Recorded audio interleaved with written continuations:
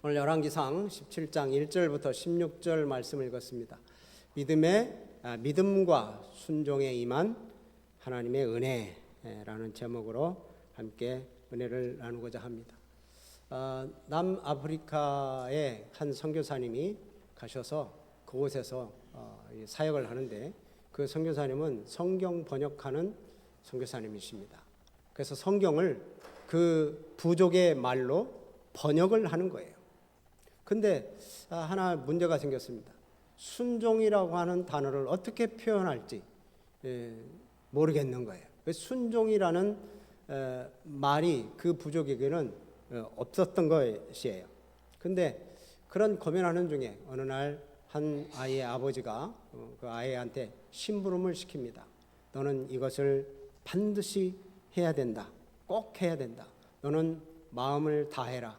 그리고 그 마음을 나누지 말라라고 이렇게 부탁을 하면서 보내는 걸 보고, 순종이라는 말을 이 부족들에게 이제 번역을 하려면 이렇게 번역해야 되겠구나라고 하면서 순종이라는 단어를 번역합니다. 그게 뭐냐면 마음을 나누지 않고 모든 마음을 다해 따르는 것, 이렇게 이제 번역을 했다고 그래요.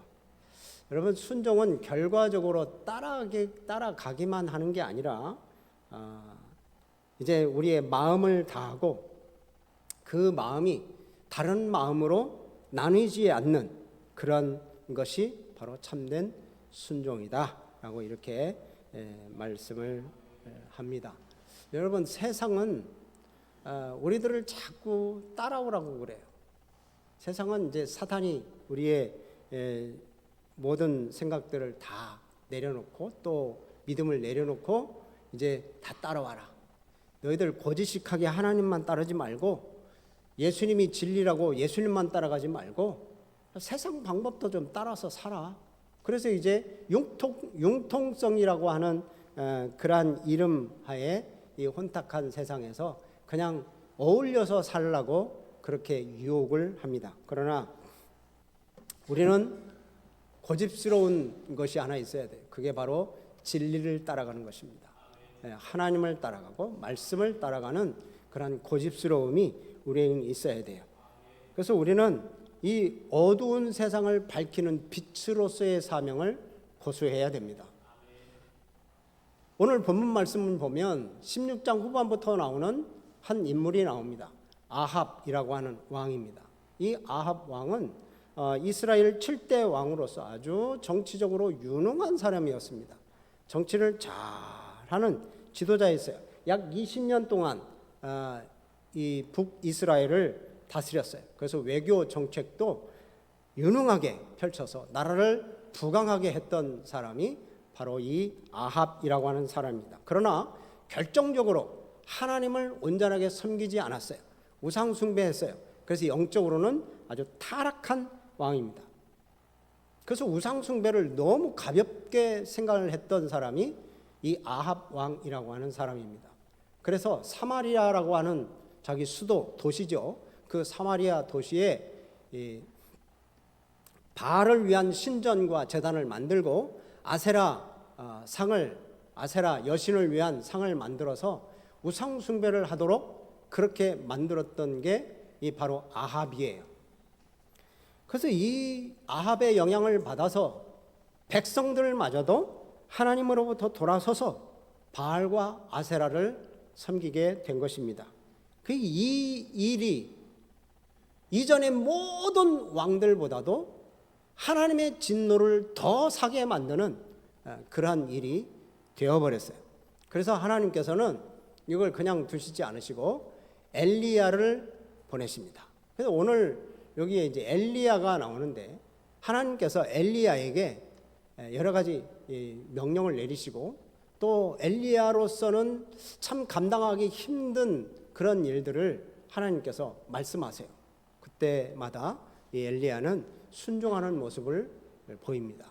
또한 이제 엘리야뿐만이 아니라 오늘 뒤에 나오는 과부의 모습도 나오는데, 이 과부도 하나님의 말씀에 순종하는 모습을 봅니다. 그 순종할 때 기적을 맛보죠. 우리의 생각으로서는 도저히 이해가 안 되는 부분들이 많이 있지만, 그러나 하나님께서 말씀하실 때 엘리야도 순종하고 또 그 과부 사르밧 과부 여인도 순종하는 그런 모습을 봅니다. 오늘 첫 번째 엘리야가 하나님이 보내시는 그 말씀에 순종을 합니다. 하나님께서 이 아합 왕을 볼 때 너무 나갔거든요. 그래서 우상 숭배를 너무 많이 하고 백성들을 완전히 하나님으로부터 멀어지게 만들었기 때문에 엘리야를 보냅니다. 근데 엘리야가 사실 이 아합 왕을 찾아가서 하나님의 심판을 선언한다는 것은 쉬운 일이 아닙니다. 왜냐하면 당시에 북이스라엘의 최고의 권력자잖아요. 우상 숭배하는 그 아합 왕 앞에 당신 우상 숭배하는 거 그거 죄입니다. 하나님께서 이렇게 심판하실 겁니다. 하나님께서 비가 내리라고 하지 않는 동안에는 비가 내리라고 하지 않는 동안에는 이제부터 비가 오지 않을 겁니다라고 이렇게 선포를 해버립니다. 그때 아합 왕이 너 이리 와 그래가지고 그냥 잡아서 죽이면 꼼짝 못하는 거예요. 그런데도 불구하고 하나님께서 시켰기 때문에 가서 선포를 하는 거예요. 참 이 선지자는 이런 어려움들이 있죠. 하나님께서 말씀하시니까 가라고 하시니까 가는 거예요. 그 메시지 내용은 그런 거예요. 몇 년 동안 앞으로 비가 내리지 않을 거다. 하나님께서 이렇게 가뭄을 주시는 것은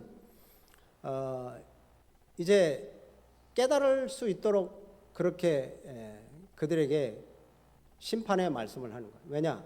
북이스라엘은 지금 바알을 섬기잖아요. 근데 바알은 이 비와 농경의 신으로 그렇게 생각을 해요. 바알이 비를 내리고 바알이 농사를 풍요롭게 한다라고 생각해서 바알을 섬기거든요. 돌로 만든 그런 상이에요. 그래서 하나님은 지금 내가 비를 내리지 않을 거다. 그러니까 비를 바알이 내리는지 하나님이 주시는지 분명히 판단하라는 거예요. 자, 너희들 바알이 비를 준다고 생각하는데 분명히 알아라. 그래서 하나님께서 이스라엘에 대한 심판을 선언하시는 겁니다.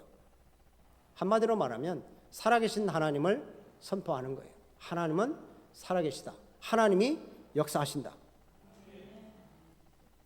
오늘날 세상은 어느 때보다도 더 하나님을 멀리합니다. 그리고 하나님께 도전합니다. 그런 시대를 살고 있어요. 세상의 헛된 가치관, 세상의 헛된 풍조, 이게 하나님의 자리를 대치해가지고 하나님을 섬기는 게 아니라 자꾸 이 세상의 그런 풍요로움, 헛된 가치관에 빠져 있어요. 이때 당시에도 역시 마찬가지입니다. 이 북이스라엘 당시에도 그런 거예요. 그런 속에서 이스라엘 백성들이 살아가고 있는데 하나님께서 보여주시려고 하는 거예요. 근데 이 말씀을 통해서 우리 가운데 우리 성도들도 이 시대에 살아가지만 우리도 이 엘리야처럼 그런 시대에 살지만 하나님을 더 경외하고 하나님을 더 기뻐하면서 살아가라는 거예요. 우리의 존재가 그냥 어둠 속에서 묻혀버리는 게 아니라 어둠 속에서 빛을 비추는 존재라는 사실을 알리라는 거예요. 그래서 엘리야가 그 어두운 영적 어두운 시대, 우상 숭배하며 하나님을 제대로 섬기지 않는 시대에 가가지고 하나님께서 이 나라를 심판하십니다. 비를 내리지 않으실 겁니다. 그렇게 이제 선포를 한 거죠. 그래서 하나님이 살아계심을 당당히 선포하는 엘리야처럼 여러분 우리들도 믿음으로 살아가면서 이 세상에 하나님이 살아계심을 당당히 선포하시는 우리 성도님들이 되시기를 바랍니다.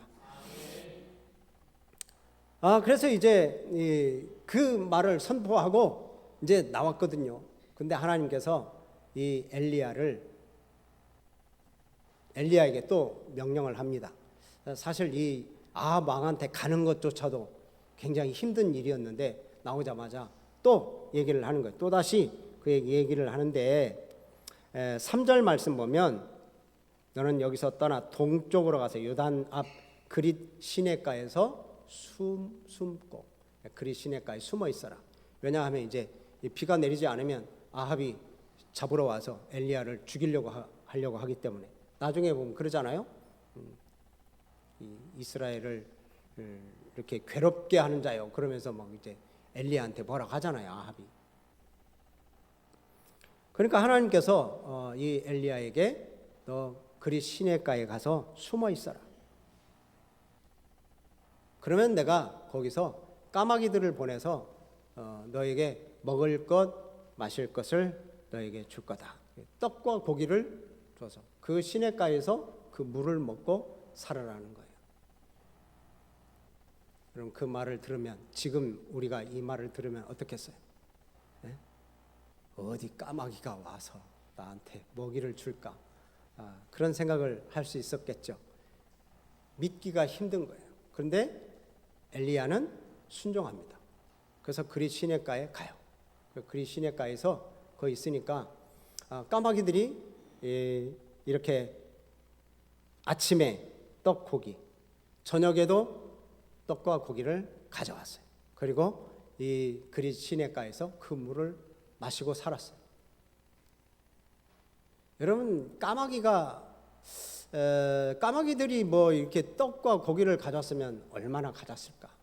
그냥 일용할 양식으로 가졌을 것 같아요. 그렇죠? 여기 보면 아침, 점심, 저녁으로 가준 게 아니고 아침과 저녁에만 이렇게 가준 거 보면 그냥 하루 그냥 먹고 살만하도록 그렇게 보내주신 것 같아요. 근데 그렇게 말만 듣고 이렇게 떠나라고 하는 거면 하나님께서 이 엘리야에게 또 믿음을 요구하시는 것이에요. 왜냐? 하나님을 신뢰하는 그런 엘리야는 정말 하나님께서 이렇게 하실까라고 하는 의구심이 생길 텐데, 앞으로의 일들을 위해서 먼저 준비시키는 그런 모습이죠. 이 엘리야를 준비시키는 거예요. 그래, 하나님은 일하신다. 하나님은 살아계신다. 그것을 준비시키는 거예요. 그래서 나중에는 하나님을 의지하고 말씀에 더 순종하게 되는 거죠. 이제 이 엘리야가 그 말씀대로 그대로 순종하니까 필요한 것을 공급해 주시는, 정말 까마귀들이 와서 정말 소설 같은 이야기들이 이루어요. 진짜 소설이 아니라 이건 사실입니다. 근데 하나님의 놀라운 기적과 은혜를 경험하게 되는 거예요. 이스라엘의 가장 완악했던 왕 아합 왕 때에 이렇게 엘리야가 등장하게 되고, 그래서 하나님의 말씀이 선포되는 그것이 우연이 아니에요. 하나님께서 극심한 그런 이 기근을 허락하신 것은 그때에, 그 우상 숭배하는 때에 하나님의 백성들을 찾으시는 거예요. 그리고 하나님의 계심을, 하나님이 살아계심을 증거하기 위해서 자꾸 엘리야를 부르고 엘리야에게 명령하고 그러는 거예요. 너는 그 시대에 빛이 되라. 그래서 엘리야를 자꾸 보내잖아요. 아합에게 보내서 하나님의 말씀을 선포하게 하시고, 또 하나님께서 시내가에 보내셔서 하나님의 그 놀라운 은혜를 경험하게 하시는 거예요. 여러분, 오늘날에도 이 이스라엘, 북이스라엘 이 시대처럼 수많은 우상들이 우리들의 마음을 빼앗습니다. 우리들은 나 자신의 삶을 합리화시켜요. 하나님, 나 이렇게 살아야 돼요. 나 이렇게 살지 않으면 안 돼요. 그래서 나 자신을 합리화합니다. 그래서 말씀대로 못 사는 것을 합리화해요. 그 세상에 보면 살인, 폭언, 음란, 악독, 온갖 이데올로기로 막 분열하고 증오하고 물질주의에 또 생명 경시풍조에 정말 말세의 모든 죄악들을 다 모아놓은 우상 종합 세트 같은 그런 시대에 현재 우리가 살고 있는 거예요. 근데 이런 시대에 우리가 이 엘리야를 보면서 하나님의 뜻이 과연 어디에 있는가? 우리 스스로 한번 점검해 볼 필요가 있습니다. 나도 모르게 이 세상에 물들어가는, 나도 모르게 우상 숭배하는 것은 없는가? 우상 숭배의 결말에 대해서 성경은 어떻게 경고를 하고 있는가? 이런 것들을 우리가 이제 생각해 보는 게 우리 신앙의 점검해 보는 신앙의 모습이에요. 그래서 이제 이 하나님 말씀만이 참된 삶의 기준이라는 것을 깨달아야 되는 거죠. 성도들은 참 어려운 환경에서 살고 있는데 이런 환경 속에서도 하나님을 의지하면서 살아가야만 합니다. 아멘. 일상생활에 드러나지 않던 이 신앙의 진가, 이게 언제 드러납니까? 평소에는 잘 드러나지 않아요.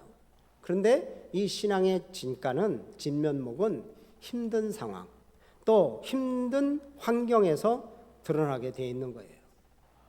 어려운 중에도 하나님을 의지하는가, 주의 말씀에 순종하는가.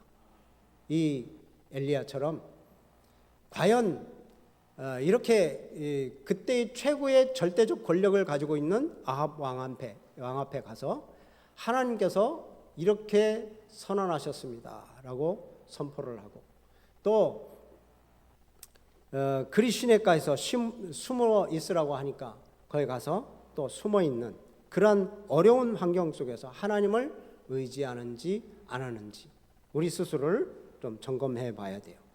이 영적 건강을 회복해야 됩니다. 이게 영적 근육이에요. 근육. 하나님의 말씀을 순종하는 게 우리 영적 근육을 만드는 거예요. 환경에 따라서 내가 이걸 말씀을 받아들여야 되나 안 받아들여야 되나, 지금 환경에는 이 말씀이 나한테는 안 맞아, 그래서 받아들이지 않는 것이 아니라 성경의 눈으로 환경을 보고 성경의 눈으로 상황을 뛰어넘는 성숙한 신앙이 되어야 돼요. 오늘 우리가 찬양했잖아요. 내 영혼이 확정되고 확정되어 싸우니. 이거 오직 하나님 말씀에 확정하고 우리가 믿음으로 살아가는 거예요. 항상 하나님을 인정하는 거예요. 어떤 상황에 있어도 하나님을 인정하고 말씀을 따르는 전천후 신앙으로 우리를 다듬어 가시는 우리 성도님들이 되시기를 주의 이름으로 축복합니다. 또 엘리야에게 하나님께서 말씀하십니다. 이제 그리 시냇가에 물도 다 말랐잖아요. 그래서 이제 너는 저 시돈 땅 사르밧 과부에게로 가라. 이 시돈 땅은 그래도 또 이방 땅이잖아요. 그 사르밧이라고 하는 동네로 가서 한 과부에게 가서 음식을 공급하더라. 여기 9절 말씀 끝부분에 보면 내가 그곳 과부에게 명령하여 네게 음식을 주게 하였느니라. 하나님께서 어떻게 말씀하셨는지 구체적으로 나오지는 않습니다. 환상으로 보여주셨는지 꿈으로 보여주셨는지 어떤 사람을 통해서 말씀하셨는지 아니면 그 마음에 감동이 있도록 그렇게 말씀하셨는지는 모르지만 아무튼 하나님께서 그 사르밧 과부에게 얘기를 미리 해 놓으신 거예요. 너 엘리야라고 하는 선지자가 갈 텐데 좀 대접을 해봐라. 상식적으로는 좀 힘든 일입니다. 근데 그 말씀을 따라서 엘리야가 가요. 그리고 그 사르밧 과부에게 물과 떡을 달라고 합니다. 물 좀 달라고 그래요. 물 조금을 달라. 많이 달라고도 안 해요. 10절 말씀 끝에 보면 그러죠. 물을 조금 가져다가 나 좀 마시게 해달라. 조금. 물 한 바가지 가져라. 뭐 이러지 않아요. 물 조금만 가져라. 그리고 또 그래서 물을 조금 가지러 가려고 하는 사이에 또 불러요. 네 손에 떡 한 조각만 가져와라. 그 다음에 그러죠. 떡 한 조각만 내게로 가져와라. 여러분, 정말 그 당시에 이 과부는 힘도 약하고 재정력도 없고 여기 말씀대로 보면 과부는 지금 떡도 없다 그렇게 얘기를 해요. 나는 지금 떡도 없을 뿐더러 지금 이제 남은 가루 남은 기름으로 우리 아들과 먹고 죽으려고 한다. 그러니 그 사정을 여러분 딱 얘기하면 아무리 하나님의 사람 엘리야라고 해도 이건 뭐 좀 주춤할 거 아니에요. 그런데 이 엘리야는 서슴없이 얘기합니다. 한번 보시죠. 13절 말씀을 보면 엘리야가 그에게 이르되 두려워하지 말아라. 말고 가서 네 말대로 하려니와. 이것은 무슨 얘기예요? 그래, 먹고 뭐 죽을 일들은 네가 알아서 뭐 하든지, 아무튼 그걸 먼저 그것으로 나를 위하여 떡 1개를 만들어서 4개로 가지고 와라. 그리고 그 후에 너와 네 아들을 위해서 만들어 먹어라. 이렇게 얘기합니다. 여러분, 벼룩의 간을 빼먹지, 예? 이런 일이 어디 있습니까? 여러분 한번 생각해 보세요. 지금 비가 오지 않아서 가물어 가지고 먹을 게 없고, 더군다나 이 과부가 재정의 능력이 없어서 자기의 처한 형편에 따라서 이제 남은 곡식 다 털어서 먹고 죽으려고 하는 반에 그걸 먼저 나한테 가져라는 것은 상식에 맞지 않아요. 그것도 무례하게 생각할 수도 있어요. 그렇잖아요. 좀 환경이 그런데. 그런데 눈에 띄는 거 한마디가 있습니다. 여기의 말씀을 보면 13절 그러죠. 엘리야가 그에게 이르되 어떻게 하라? 두려워하지 말라. 지금 두려워하지 말라. 이 과부는 지금 먹고 죽어야 되는 상황이에요. 지금 더 이상 이제 곡식이 없어요. 음식이 없어. 근데 두려운 거예요. 가장 연약하고 가장 소외된 사람이에요. 남의 도움이 필요한 그 사람이에요. 더군다나 온 땅에 기근이 임해서 지금 먹을 것이 하나도 없는 그런 힘든 상황이에요. 그러지만 엘리야가 얘기합니다. 두려워하지 말아라. 여러분, 왜 이렇게 얘기할 수 있었을까요? 엘리야가? 어떻게 이렇게 지금 두려워할 만한 상황인데도 왜 두려워하지 말라고 엘리야가 얘기할 수 있었을까? 그것은 이미 하나님의 은혜를 경험했기 때문에 그렇습니다. 이미 순종을 해보니까 하나님의 은혜를 경험한 거예요. 자, 아합 왕한테 가서 하나님의 심판을 선언했는데 하나님께서 자기를 그리 시내까지 숨겨줬어요. 또 그곳에서 까마귀를 통해서 떡도 고기도 이렇게 주시는 하나님의 은혜를 경험했어요. 그 하나님의 은혜를 경험한 이 엘리야가 이 여인에게 할 수 있는 얘기는 그거예요. 두려워하지 말아라. 왜요? 하나님이 살아계시니까. 그러면서 이제 네가 이 여인에게 얘기하는 거죠. 그 여인이 떡을 조금 만들어 오면 나중에 그러면 나한테 먼저 주면 하나님이 그 집에 통에 가루, 병에 기름이 떨어지지 않게 하실 것이다 라고 약속하셨다는 거예요. 이 말을 전하는 엘리야나 이 말을 듣는 이 여인이나 참 그 말에 순종하는 것이 쉽지 않을 것입니다. 그러나 하나님이 살아계신다는 사실을 안다면, 믿는다면 순종할 수밖에 없죠. 그래서 이제 하나님께서 말씀해 놓으신 것처럼 이 여인이 순종을 합니다. 그래서 엘리야를 위하여 떡을 가져와요. 그러자 하나님께서는 초자연적인 역사로 그 가루가 또 그 기름의 병의 기름이 없어지지 않는 놀라운 일이 일어나는 거예요.